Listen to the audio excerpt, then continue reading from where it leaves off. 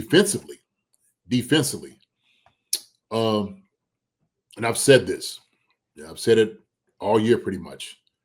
But we have a very young secondary. Sometimes we lack positioning and communication.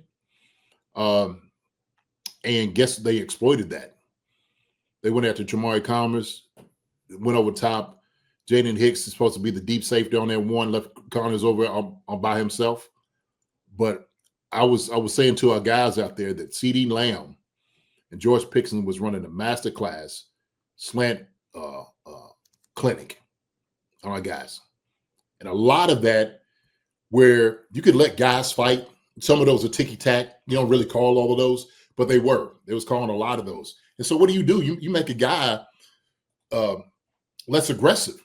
That's what you're basically doing. You're backing up your corner now. He can't be as aggressive as you want to be because he knows you're going to call those ticky-tack calls. So that affects us. That does affect us. But but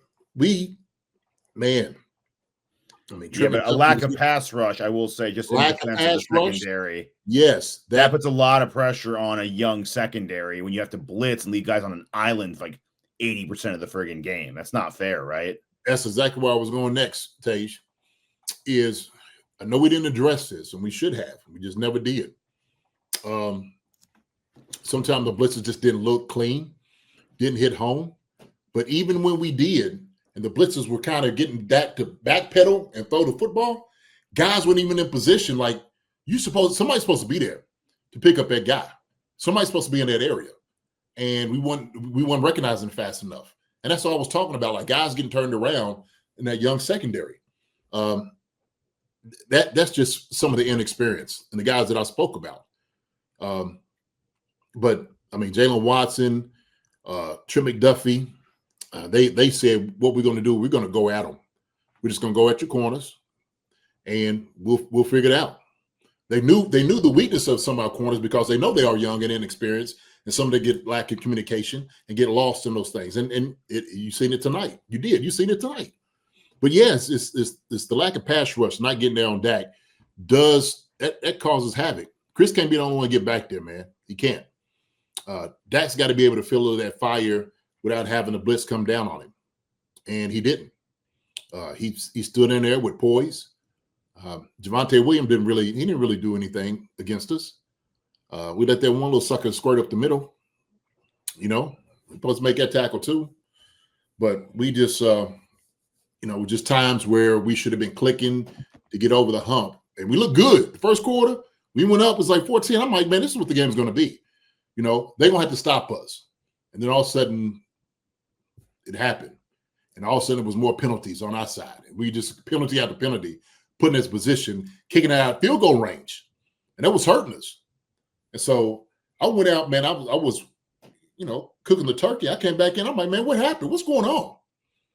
Like, how did it all turn around? I had to go back at halftime and start looking at some of the game because I was confused what transpired in that time.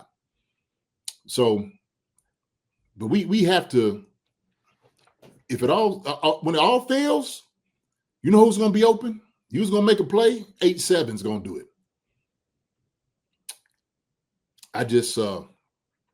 Dallas played a good game. I ain't gonna, they did. They did play a good game. Yeah. So they exposed a lot of our issues. Yes, they did. It's what they call a bad matchup for us. It's a bad matchup. Yeah, they have a pretty good O-line. They have the two best duo in the league, probably, if not like top three. And we just couldn't adjust to some of those things. It's painful. I don't want to get to like off-season talk about what we should do with certain players, but I mean, we're gonna look back at this game in a couple months from now, going, I don't know if we should pay so and so. I don't know what the answer is on some of these things. I mean, it was a bad game for McDuffie, but at the same time, I think he also got screwed on a few calls, and that probably gets into his head too, right? When he's playing, he's like, man, if I do this, I'm gonna get called for it. Like, this is how I always play. He's pushing me. If he's going to extend his arm and push me, then I'm going to grab the arm he's extending with and use that as leverage to get back to the ball. Like, I mean, I saw like 2 plays where he was called for pass interference where he was on the ground. I've never seen guys on the ground get called for like DPI. It's just multiple crazy. times too. Yeah, it's crazy. I mean, like we got called for 2 on their touchdown drive for them to go up at 21-28, and we got 2 on the last drive. It's just like it reminded me, I don't know if you guys remember. Do you remember the Bengals game from like several years ago where like we had them beat at, like in the red zone, the 5-yard line? They just kept calling penalties, and Chase was initiating, and Chase was pushing off, and then our guy would like get up in them, and then they would call foul. It was just you couldn't win the game. Like it just wouldn't happen. There was a glitch. Like that just wouldn't happen. So I remember Gallagher asked before the game who's the most pressure on, and I said secondary because we don't have a pass rush.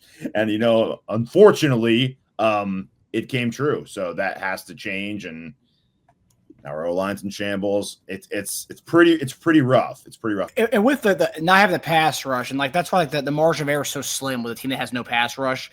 And when you do score 14 points in the first quarter, and then you have an offensive lull that takes from the second quarter, the third quarter, defense is coming out there, and like this is already a team that's already it's already kind of getting abused through the air by having these Pickens and Lamb kind of dominate our secondary.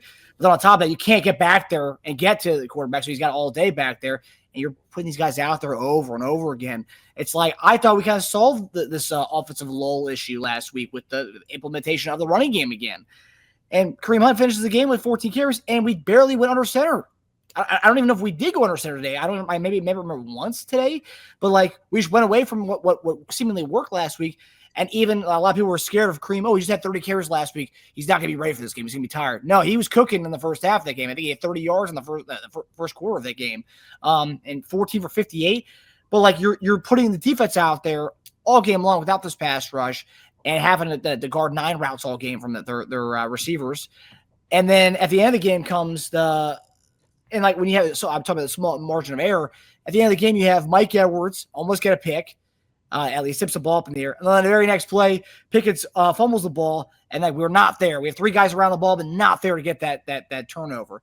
It's like those are the opportunities that were there, and it's just those are the kind of things we need to seize on when we are lacking in a pass rush department. Because without 9-5, there's no hope of anyone getting back there. And Karlaftis has been the pressure. I call him the pressure merchant or the pressure king since his rookie season. But like you can't finish. You can't get a sack. And even though the two-book conversion, he had Dak by his jersey, but somehow let go and didn't get him down. It's just always so close to Karlaftis. That's just been the story for the last 4 years, and I think he's just going to be the pressure guy. I think that's what he's going to be.